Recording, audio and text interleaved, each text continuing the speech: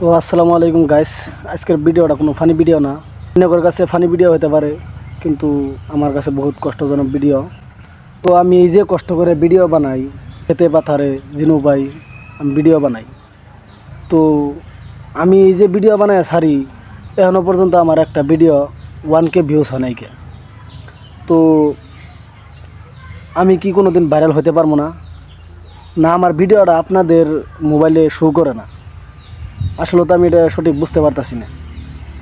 কারণ কি, এই যে কষ্ট করে ভিডিও বানাই অন্যকর ভালোবাসা পাওয়ার জন্য, তো অন্যরা ভালোবাসা দিতেছেন না। তো ওই ভিডিওর ভিতরে আমি এটাই আশা করলাম যে আমার বেশি লাগবো না অন্যকর ভালোবাসা, অনলি 2K হলেই হবো।